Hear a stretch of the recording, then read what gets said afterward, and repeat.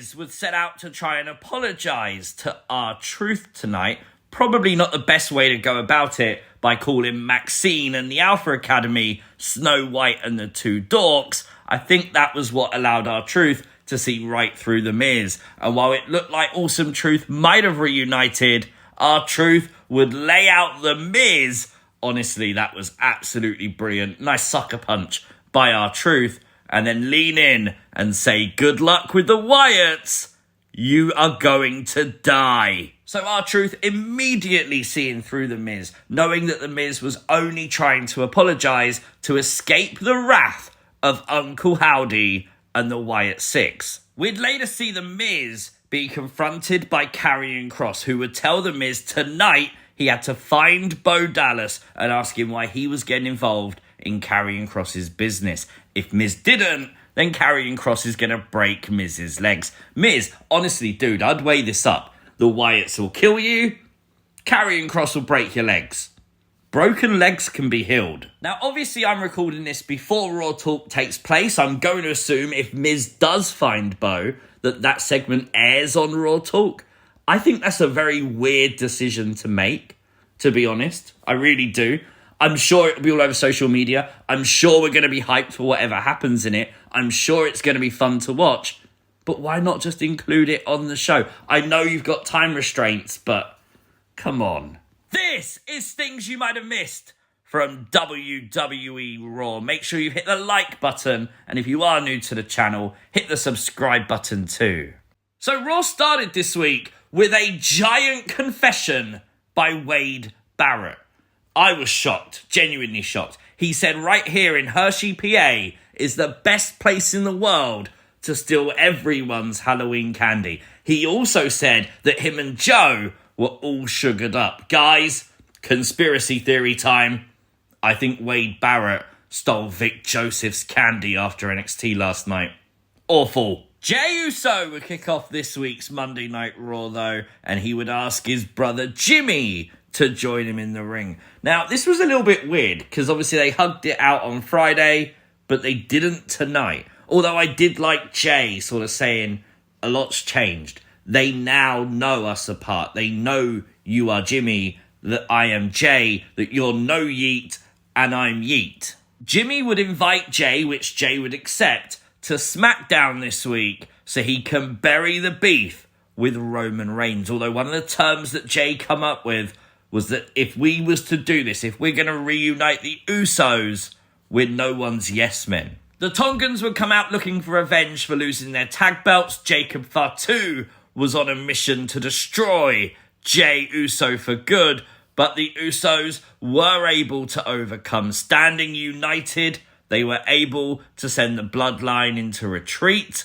The security would then show up. Where were you when Jey was about to get taken out? Dunno. It is a big shame, though, because this is a really interesting storyline, potentially one of the biggest in WWE right now.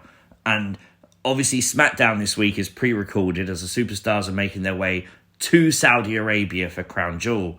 And you just think, it really sucks, doesn't it? Because although I'm still invested, I still want to see the outcome. This is building to something we already know what that is. And that's a shame. It just takes the shine off of it. Potentially an interesting story, though, with Adam Pearce after this. Shortly after, Adam Pearce was on the phone to Nick Aldis, and he said that we agreed for Jimmy and Jey to be here, not the other members of the Bloodline. He was telling Nick Aldis to get his roster under control. Could this be leading to potentially, like, Team Raw versus Team Smackdown or something? I thought it was a really nice touch to have the Usos run into Sami Zayn tonight. While the tension was still there between Sami and Jimmy, Sami would try to warn Jey, saying he was on the side of Jey Uso. He's not taking sides, and he's trying to look out for Jey. Jey would tell Sami that he's not family, and Jimmy would say that he would talk to Sami. Now, later on, you'd see Jimmy leave the building and run into Jey, and look in the background. Sami Zayn talking to Solo Sikoa. What? That is a twist I did not see coming.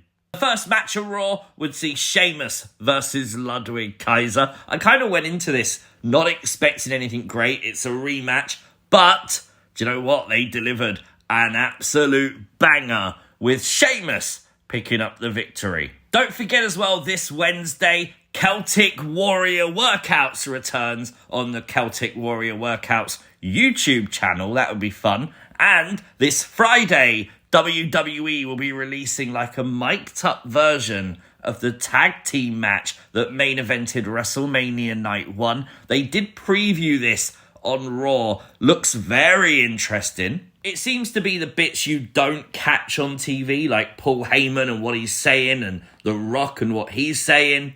That should be fun to see. Ivy Nile would defeat Zelina Vega tonight. Ivy with like a spinning Uranagi, which looked really cool. She did look a little bit shaken in this match. It seemed to be after the moonsault spot by Zelina. Zelina seemed to land on like the head, the face area of Ivy Nile. Very hard to tell from the camera angle, but it was after this moment that Ivy looked very shaken up. Rhea Ripley would have a video package tonight, once again talking about Liv and Raquel. And Rhea Ripley would say that all she wants is her Women's World Championship back, and she's not going to stop.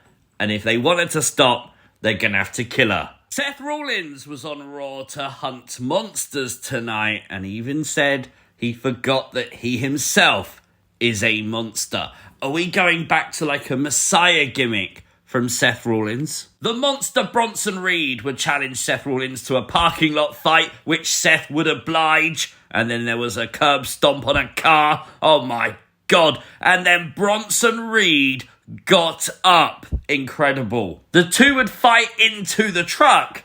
And then Bronson Reed would use the Death Valley driver to Seth Rollins off the open truck through loads of tables and boxes. Really cool spot, to be fair. But with Seth already saying, like, this is what I'm capable of after the curb stomp, will we now see Seth go to another level against Bronson Reed after Bronson got the upper hand tonight? Now, after R-Truth laid out the Miz in the back, he would have a random encounter with Pete Dunne. He would ask Butch if he'd seen Pete, and you know the golden rule, you don't call Pete Dunne Butch. So I'm going to assume we're going to do a Pete Dunne versus R-Truth match coming up, maybe? Triple threat tag team match tonight as the New Day took on the LWO and the War Raiders. Definitely match of the night. New Day would have had the match won, but Xavier Woods had tunnel vision for Rey Mysterio, costing the New Day. Chad Gable would then attack Rey Mysterio after the LWO embarrassed American Made last week, allowing the War Raiders to defeat Kofi Kingston and the War Raiders victorious tonight. I don't know why they really built this as Dom facing a mystery opponent. On social media all week, WWE have been asking, who will it be? And then in the very second segment of Raw, you say, oh, it's Damian Priest.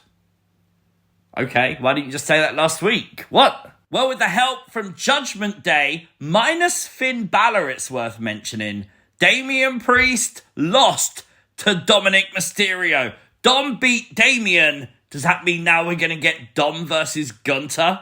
The ending of Raw, though, would see Damian Priest absolutely demolish Dominik Mysterio. I don't know what the intention was here, to get over Damian's frustrations. Is Damian turning heel? Is Dom going to get like a babyface reaction?